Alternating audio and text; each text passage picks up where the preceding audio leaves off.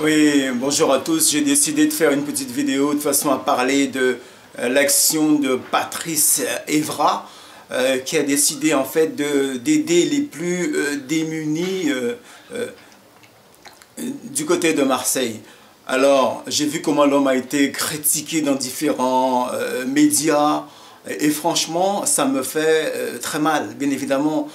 Patrice Evra qui a été à maintes reprises dans cette équipe de France, qui a fait briller l'équipe de France. Mais Patrice Evra qui paradoxalement a été très critiqué par rapport à l'affaire de Naïsna. Et depuis Naïsna, cet homme-là n'a de cesse d'être critiqué par de nombreux médias qui, pour moi, ne sont que des jaloux. Et puis, il n'y a pas eu que Patrice Evra. Titi Henry, Nicolas Anelka, Serge Aurier, Zinedine Zidane, Karim Benzema. Karim Benzema qui a été critiqué constamment. Pourquoi? Parce qu'il ne veut pas chanter l'hymne national. Comme si le fait de ne pas chanter l'hymne national vous empêchait de jouer au football. Et regardez ce qui se passe. Karim Benzema est toujours un grand joueur au Real de Madrid. On pourrait aussi prendre le cas de, de Zinedine Zidane. Zidane qui avait été critiqué quand il allait se lancer en tant qu'entraîneur au Real de Madrid. Cette radio, pour ne pas la citer en 3 lettres, se disait, mais est-ce que Zidane serait capable de diriger ce grand club qu'est le Real de Madrid? Et aujourd'hui, qu'est-ce qu'on constate? Que Zinedine Zidane, non seulement il a les capacités intellectuelles de diriger le grand Real de Madrid, mais il montre en plus qu'il brille. À un moment donné, j'ai envie de dire à tous ces animateurs de cette petite radio en 3 lettres, il faut arrêter les critiques. Laissez tranquille M. Pat Evra, laissez tranquille Zidane, laissez tranquille Serge Aurier. J'ai l'impression que ce sont toujours les mêmes qui sont critiqués, qui sont stigmatisés. Comme si on voulait toujours voir ces gens-là en bas de l'échelle. Ça les dérange de constater que ces gens-là réussissent, qu'ils gagnent beaucoup d'argent. Et oui, bien évidemment, Pat Evra gagne beaucoup d'argent, Pat Evra fait beaucoup, Zidane gagne beaucoup, Benzema gagne beaucoup, comment il s'appelle? Il y en a plein, Anelka, Titi Henry gagne beaucoup. Titi Henry qui n'ose même pas venir en France. Il n'ose même pas venir en France parce que lorsqu'il avait fait la main, on avait dit que c'était la main du diable. Zidane, quand il avait donné le coup de tête, je ne soutiens pas ce coup de tête, mais il avait été radié de la France. On demande tellement d'exemplarité, mais pourquoi est-ce qu'on ne prend pas s'il y a le positif et qu'on retient uniquement le négatif? Moi, je ne suis pas d'accord avec tous ces soi-disant animateurs sportifs qui passent leur temps plus à critiquer les joueurs plutôt qu'à... Et pourtant, on le voit avec les récents qui arrivent là, les Mbappé et tous les petits jeunes en équipe de France. On voit qu'en France, on a beaucoup de jeunes qui sont brillants. Pourquoi ne pas prendre ces jeunes-là en exemple et de mettre en avant l'équipe de France?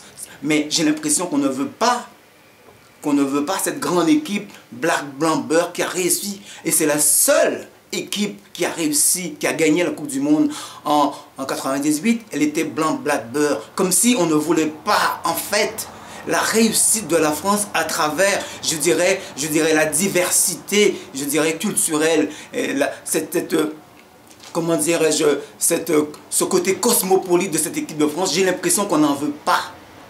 Eh bien, qu'est-ce qu'on voit? J'ai envie de dire à cette radio en toilette là. Eh bien, Pat Evra, pour moi, je préfère m'inspirer de ce que fait Pat Evra à aider les plus démunis du côté de Marseille. Eh bien, peut-être que dans quelques mois, il a donné quelques sachets à des SDF. Moi, je dis que c'est positif. Pour moi, c'est très positif.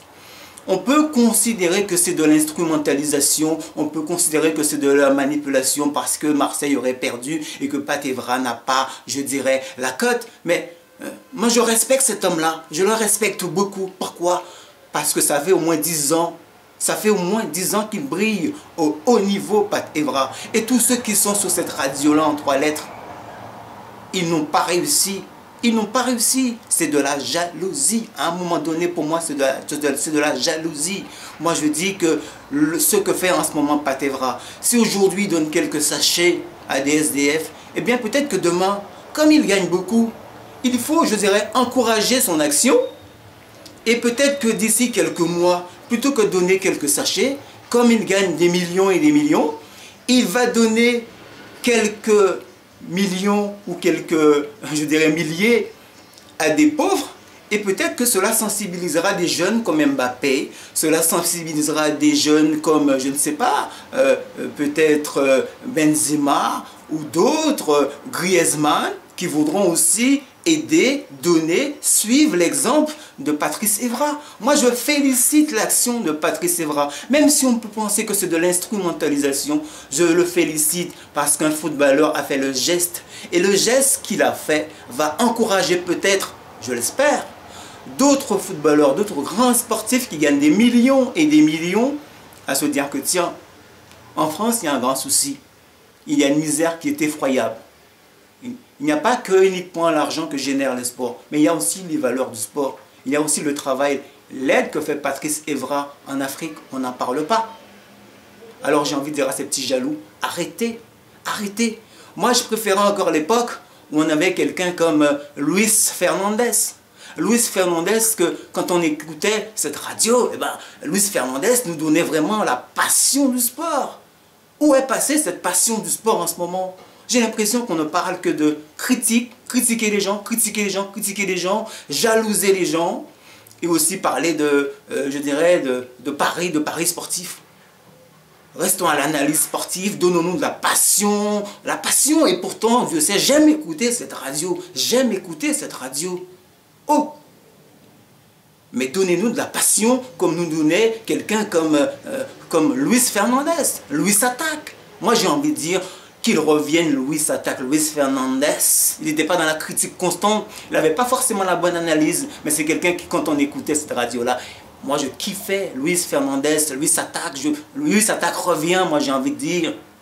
Parce que le football, c'est de la passion avant tout. Et ce n'est pas de la politique. On profite d'une émission sportive pour faire passer, diffuser des messages politiques. Moi, je dis bravo à M. Pat Evra pour le travail que vous faites. Je vous respecte d'avoir porté le maillot de l'équipe de France pendant des années et de continuer encore à briller. Donc, Pat Evra, je dis, pas lâcher à rien. Pas lâcher à rien. Timalou Sambo qui fort. Pat Evra ne lâche rien. Ou Jaconnette. Voilà. Donc, le travail que fait Pat Evra, moi, je dis, continue Pat Evra. Aider ces plus démunis du côté de Marseille. Et c'est peut-être ton geste qui va sensibiliser d'autres joueurs de l'équipe de France. Parce que lorsqu'on gagne des millions, il faut le dire, parce que j'ai le sens de la répartie. Ne donnons pas que des sachets. Donnons quelques milliers à CSDF, quelques millions. Créons, je dirais, des centres d'hébergement. Pat Evra, ça, je pense que tu le peux, parce que tu gagnes pas mal de millions.